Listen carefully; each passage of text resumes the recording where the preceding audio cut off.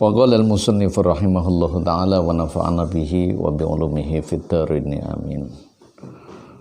Saudara-saudara, kita melanjutkan pengajian Kasyifatus Syajah Syarah Safinatun Najah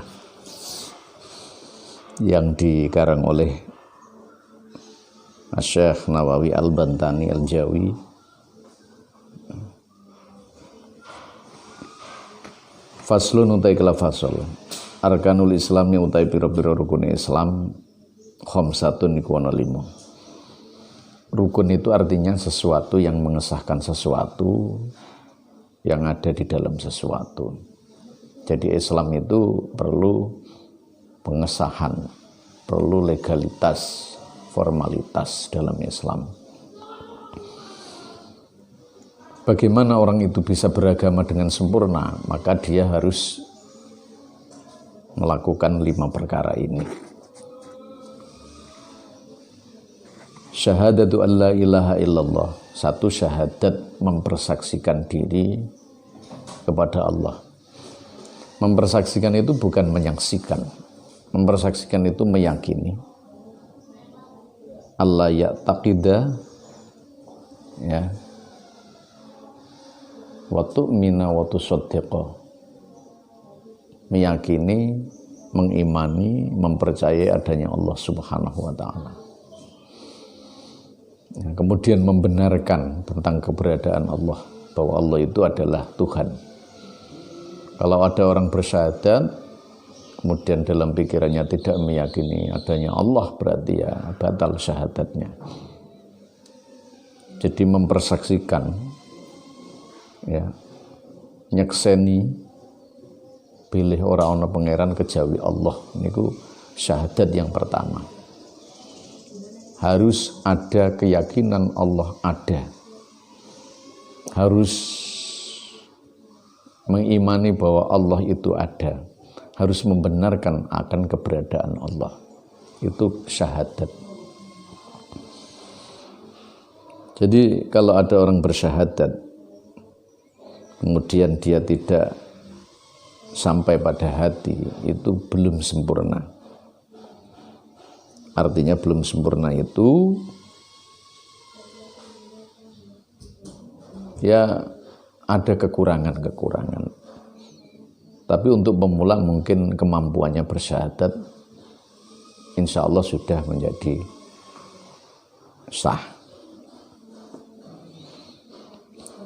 Allah ilaha ing arep yen to ora ana pangeran, arep yen to ora ana pangeran, aila ma'buda tegese ora ana kang kena disembah bihakin kelawan kebenaran, ya, fil wujudi ing dalam wujudnya Allah. Tidak ada yang bisa disembah dalam wujudnya kecuali Allah. Ini pemaknaan yang dalam tentang bagaimana orang-orang syahadat itu.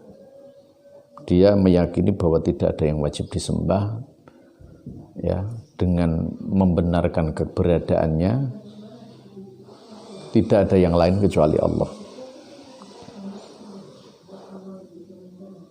Jadi kecuali Allah, illallah, wa huwa muttasifun bi kulli kamalin la nihayata lah, yang tidak ada batasnya. Muttasifun bi kulli kamal, dia disifati dengan sifat yang ketak berhinggaan, artinya tidak ada batas sama sekali,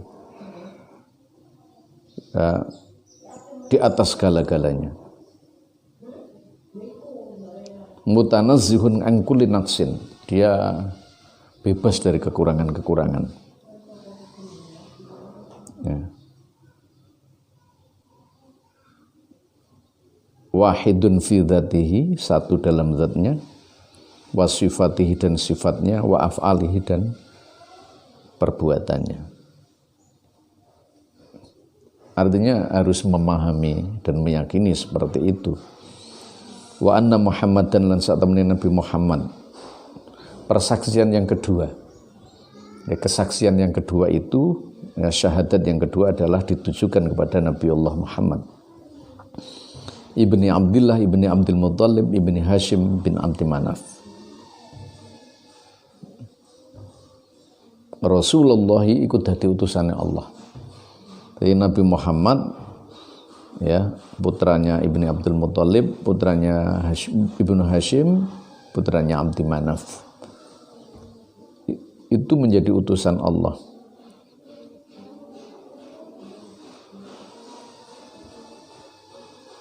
Artinya bahwa mempercayai kepada Nabi Allah Muhammad sebagai utusan Allah,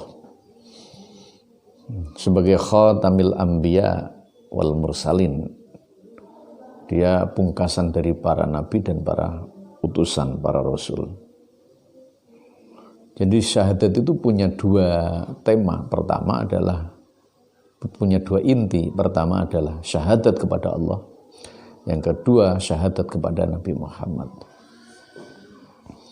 Maka tidak sah kalau syahadat hanya salah satu. Ini artinya bahwa syahadat itu merupakan hal yang penting. Yang kedua adalah wa iqamus shalah. Rukun yang kedua adalah salat. Salat itu adalah tiang agama. Kalau ada orang yang beragama tanpa salat, berarti dia punya keinginan untuk meruntuhkan agama. Dalam logikanya begitu. Makanya salat itu bisa membedakan apakah dia kafir atau dia Islam. Ya, kalau itu diremehkan, kalau hanya karena malas mungkin tidak sampai pada dia murtad. Makanya dalam sebuah dalil yang menyatakan as-sholatu imaduddin, sholat itu tiangnya agama. Kalau dia beragama kemudian tidak mau sholat itu lucu. Atau harus sholat tapi mulai sedikit demi sedikit tobakon an tobak, mempelajari sholat. Kalau belum sempurna disempurnakan, belum sempurna disempurnakan. Kalau sampai meninggalkan sholat, meremehkan Allah dan meremehkan agama, maka imaduddin faman aqamaha faqad aqamatin faman tarokaha, siapa yang meninggalkan sholat faqad hadamatin, sama dengan menghancurkan agamanya. Kalau ada orang yang plesetan, wah sholat itu nomor loro. Ketika dia ditanya, kenapa kamu ngomong begitu? Iya, dia setelah syahadat. Kalau sudah syahadat, sholat menjadi nomor satu. Kalau plesetan-plesetan itu berusaha untuk sebagai guyonan, sebagai cara untuk istihza, menghina agama, menghina sholat. Seperti sholat itu dilanggar. Dilanggar dalam artian apa? Di musola apa dilanggar? Kalau di musola sama dengan dilanggar, tidak masalah kalau dia tidak punya pikiran menghina sholat. Sholat nomor 2, kalau tidak punya pikiran menghina sholat, berarti dia tidak murtad. Tapi kalau menghina sholat murtad. Ketika ditanya maka jawabannya, sholat itu nomor 2, ayo. Jawabannya adalah karena setelah syahadat, rukun yang kedua, kita hindarilah ucapan-ucapan semacam itu. Karena sholat bagi kita yang sudah beragama itu nomor 1. Walaupun di awalnya kita adalah nomor 1 adalah syahadat. Tapi dalam implementasi sehari-hari kita harus punya konsep untuk sebagai prioritas awal adalah sholat. Sholat. Jadi yang nomor 2 adalah sholat. Kalau kita beragama kemudian kita belum sholat, ayo belajar sholat bersama-sama. Belajar mengaji dari para kiai, para ulama, para ustadz yang paham bagaimana sholat bisa sempurna. Jangan sholat melihat media sosial, medsos saja tanpa mengikut bimbingan para kiai. Karena tanpa bimbingan tidak akan bisa menjadi sempurna. Sholat perlu melihat siapa yang menjadi pembina dan gurunya. Sholat harus belajar kepada para kiai, para ulama, yang ada di pondok pesantren atau ulama yang pernah di pesantren, insya Allah dia akan bersambung dan akan sempurna dalam membina sholat kita. Wallahu a'lam bishawab.